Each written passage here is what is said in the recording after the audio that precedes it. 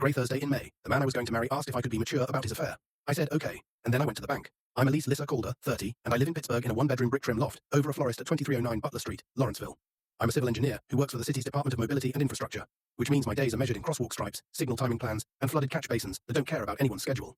I keep a pair of steel-toed boots in my trunk and a yellow field book full of pavement notes, and my phone smells faintly of asphalt because sometimes I set it down on fresh thermoplastic without thinking.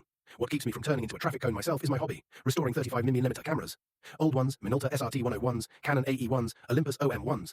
I like rescuing something that has weight and gears, something that clicks and advances when you've done the steps right.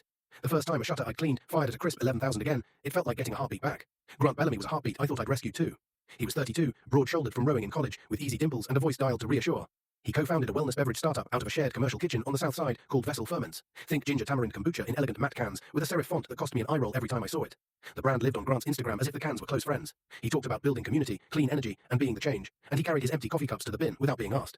He's the kind of man who opens your jars and your doors and your calendar. Red flags were there, like the way he said my girls about his team, which was really just 2 women, and how he forgot to pay me back for a set of mixing valves because wiring got weird at the commissary.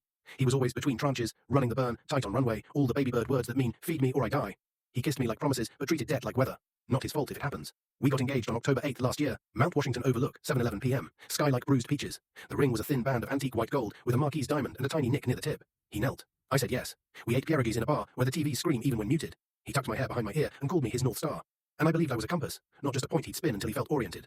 Money began to leak like bad plumbing. Vessel had a bridge round coming in March, he said, but to get there, they needed a bottling line upgrade and a safety certification from NSF. He had a term sheet, he had soft commits, he had a spreadsheet with tabs that made my city spec documents look like coloring books. He asked if I could just float them $15,000. For 4 weeks, 6 tops. He used the word float like the money would never touch ground.